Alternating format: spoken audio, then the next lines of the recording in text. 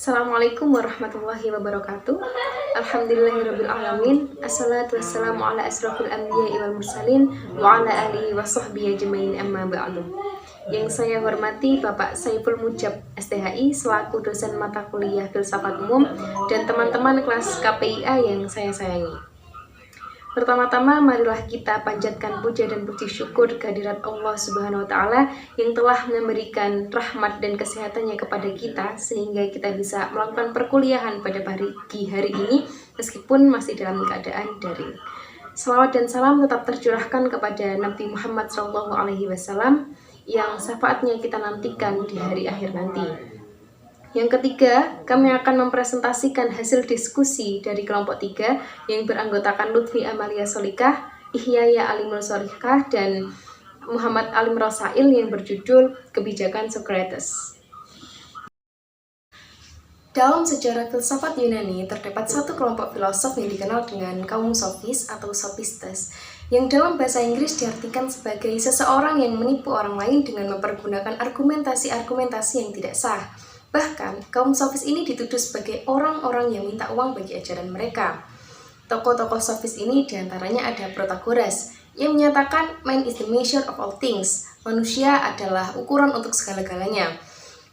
Pendirian ini adalah cikal bakal relativisme, di mana kebenaran dianggap tergantung kepada manusia. Manusialah yang menentukan benar tidaknya, bahkan ada tidaknya.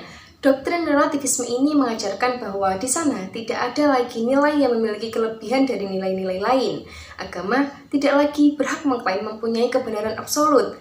Ia hanya dipahami sama dengan persepsi manusia sendiri yang relatif itu. Selain Protagoras, tokoh sofis lainnya adalah Gorgias yang memiliki diktum pemikiran skeptisisme. Dia mengajarkan that nothing exists, and if something did exist, it could not be known, and if could be known, it could not be communicated. Tidak ada sesuatu pun yang benar-benar ada. Jikapun hal itu ada, maka tak dapat diketahui. Dan meskipun dapat diketahui, pengetahuan itu tak dapat disampaikan kepada orang lain. Ajaran skeptisisme ini pun akhirnya dilanjutkan para intelek barat lainnya, seperti Goodman, Rorty, sampai Ernest Hemingway. Kaum liberal, kaum sofis modern. Sebagian kaum liberal memang ada yang mengatakan bahwa kebenaran mutlak tidak dapat dicapai oleh manusia, karena manusia itu nisbi. Dan sesuatu yang nisbi tidak mungkin dapat menyentuh yang mutlak. Maka kebenaran mutlak hanya dapat diketahui oleh Allah Subhanahu wa taala karena Dialah yang Maha Mutlak. Sehingga kalau begitu, kebenaran itu terbagi menjadi dua, kebenaran mutlak dan kebenaran nisbi. Sejatinya, sebelum kaum liberal menyampaikan teori mutlak atau nisbinya sebuah kebenaran, kaum sofis atau al-Sufasta'iyah telah lama mendahului mereka, yakni sejak abad-abad sebelum Masehi. Di antara mereka ada yang dikenal dengan kelompok agnostik atau al-Ladriyah yang menyatakan bahwa kebenaran tak dapat diraih. Kelompok kedua adalah kaum sofis relativis atau al-Indiyah yang mengklaim bahwa kebenaran itu tergantung yang menyebutkan dan mengatakannya. Dan kelompok sofis terakhir dikenal dengan sebutan al-Inadiyah atau keras kepala yang mengklaim bahwa tidak ada yang tahu kebenaran, padahal kebenaran dalam Islam itu dapat dicapai.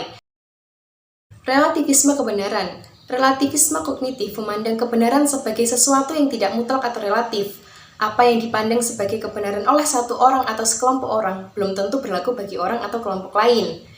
Jika paham relativisme ini dikedepankan dalam memandang sebuah permasalahan, maka manusia akan terbawa pada arus non-realis, di mana tidak ada kebenaran mutlak, atau yang ada hanyalah kumpulan opini-opini. Sebagian kelompok masyarakat ada yang berpendapat bahwa kebenaran yang mutlak adalah milik Allah, artinya kebenaran yang terdapat di dalam diri manusia bisa disebut semu. Jika kondisinya adalah kebenaran mutlak hanya milik Allah dan kebenaran yang terdapat di dalam diri manusia adalah semu atau bisa disebut relatif, maka secara tidak langsung manusia mengamini bahwa mereka diciptakan untuk tidak mencari kebenaran, tetapi hanya sebatas mengatakan bahwa ini benar menurut dia tapi tidak menurutku. Lantas, apakah itu kebenaran? Dalam konsep ini, yang pertama harus dilakukan adalah melepas nilai-nilai ketuhanan. Karena jika seseorang berbicara bahwa kebenaran hanya milik Tuhan, maka semua selesai, manusia tidak memiliki fungsinya. Dan ini justru menyalahi hakikat manusia ketika diciptakan. Banyak masyarakat yang berpendapat bahwa kebenaran adalah kesepakatan bersama yang dilakukan di dalam masyarakat. Artinya, suara mayoritaslah yang menentukan kebenaran. Riwayat hidup Socrates. Jadi Socrates itu diperkirakan lahir tahun 469 sebelum Masehi sampai dengan 399 sebelum Masehi. Dia adalah filsuf Yunani yang merupakan figur penting dalam tradisi filosofis Barat pada saat itu, dan bahkan menurut sebagian pemikir Barat, Socrates itu dianggap sebagai filsuf pertama atau bapak filosofi, merupakan generasi pertama juga dari tiga filosofis besar Yunani pada saat itu, yaitu Plato dan juga Aristoteles. Jadi Socrates itu adalah gurunya Plato dan Plato itu adalah gurunya Aristoteles. Jadi Socrates itu diperkirakan juga lahir dari seorang ayah yang bekerja sebagai pemahat patung dari batu, dan nantinya Socrates juga lah yang meneruskan pekerjaan ayahnya tersebut. Ibunya bernama Pianarete yang bekerja sebagai bidan. Dan dari sini Socrates nantinya juga menamakan metode berfilsafatnya dengan metode kebidanan. Socrates ini lahir dari keluarga yang cukup sederhana, bahkan cenderung tidak mampu pada saat itu.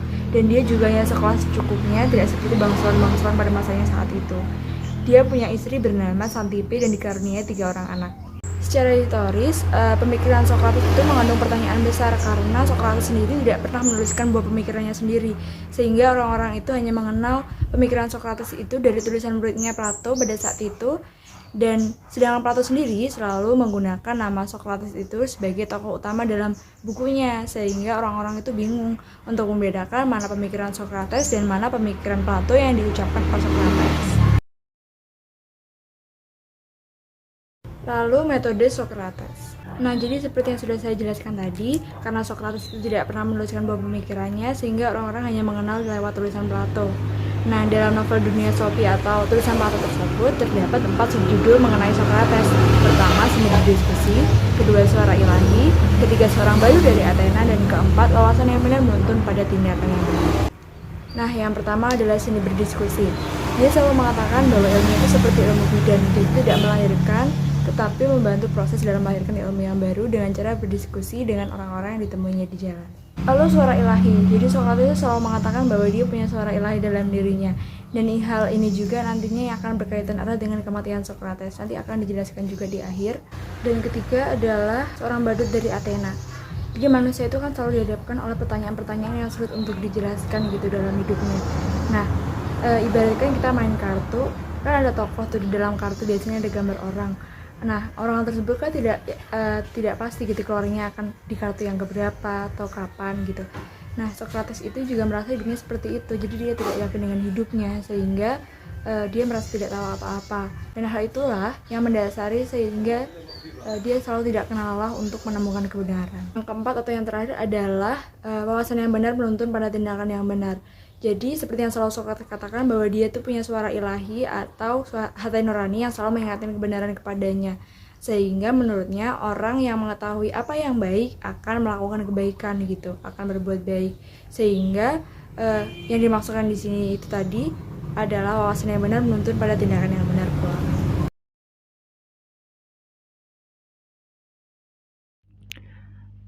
Kebenaran universal. Sebagaimana para sofis, Socrates pun berbalik dari filsafat alam. Socrates pun memulai filsafatnya dengan bertitik tolak dari pengalaman sehari-hari dan dari kehidupan yang konkret. Tetapi ada satu perbedaan yang penting sekali antara Socrates dan kaum sofis, yaitu Socrates tidak menyetujui relativisme yang dianut oleh kaum sofis. Menurut Socrates ada kebenaran objektif yang tidak tergantung pada saya ataupun pada kita. Akan tetapi sebaiknya kita tidak memandang keyakinan Socrates itu dari sudut kebenaran saja. Socrates memandang akan adanya kebenaran objektif yang tidak tergantung pada saya ataupun pada kita. Dalam membuktikan hal ini, Socrates mengambil beberapa metode yang praktis dan dijalankan melalui percakapan atau bisa disebut dialog. Contoh, ketika Socrates ingin menemukan makna adil, dia bertanya kepada pedagang, prajurit, penguasa, dan guru. Dari semua penjelasan yang diberikan oleh lapisan masyarakat itu dapat ditarik sebuah benang merah yang bersifat universal tentang keadilan. Dari sinilah menurut Socrates kebenaran universal itu ditemukan. Kebenaran universal bisa diartikan menghasilkan jawaban pertama. atau bisa disebut hipotesis pertama. Jika jawaban pertama menghasilkan konsekuensi yang mustahil, maka hipotesis itu diganti dengan hipotesis lain dan begitulah selanjutnya. Dan diskusi itu biasanya berakhir dengan aporia kebingungan dan terkadang juga menghasilkan suatu definisi yang dianggap berguna.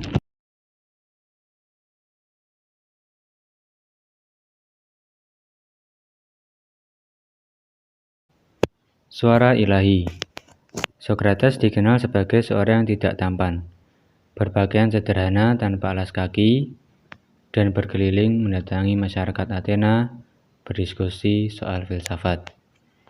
Didasari satu motif religius untuk membenarkan suara gaib yang didengar seorang kawan dari Oracle Delphi yang mengatakan bahwa tidak ada orang yang lebih bijak dari Sokrates.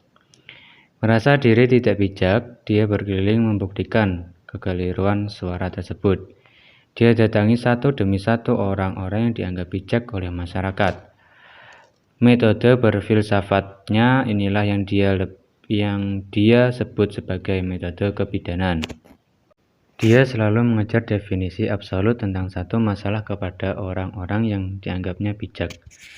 Meskipun kerap kali orang yang diberi pertanyaan gagal melahirkan definisi tersebut, pada akhirnya Sokrates membenarkan suara gaib atau suara ilahi tersebut berdasar satu pengertian bahwa dirinya adalah yang paling bijak. Karena dirinya tahu bahwa dia tidak bijaksana, sedangkan mereka merasa bijak pada dasarnya adalah tidak bijak, karena mereka tidak tahu kalau mereka tidak bijaksana. Jadi suara ilahi adalah suara batin yang datang dalam diri Sokrates yang selalu menuntunnya untuk melakukan dan menemukan kebenaran. Kematian Sokrates. Anak muda pada masa itu banyak yang tertarik dan mendukung Sokrates. Bahkan diceritakan bahwa anak muda pada masa itu lebih memilih untuk mendengarkan Sokrates ketimbang orang tuanya. Cara berfilsafatnya telah memunculkan rasa sakit hati terhadap Sokrates. Karena rasa sakit hati inilah yang nantinya akan berujung pada kematian Sokrates melalui peradilan dengan tuduhan merusak generasi muda. Sokrates pada akhirnya wafat pada tahun usia 70 tahun dengan cara meminum racun sebagaimana keputusan yang diterimanya dari pengadilan dengan hasil voting 280 mendukung hukuman mati dan 220 menolaknya. Sokrates sebenarnya dapat lari dari penjara, sebagaimana ditulis dalam Crito dengan bantuan para sahabatnya. Namun dia menolak atas dasar kepatuhannya pada satu kesepakatan yang telah dijalani dengan hukum di kota Athena. Kemudian kematian Sokrates dalam ketidakadilan peradilan menjadi salah satu peristiwa peradilan paling bersejarah menurut masyarakat barat setelah peradilan Yesus Kristus. Baik, sekian materi dari kelompok 3. Semoga bermanfaat untuk kita. Jika ada kurang lebihnya mohon maaf. Afwan minna, wassalamualaikum warahmatullahi wabarakatuh.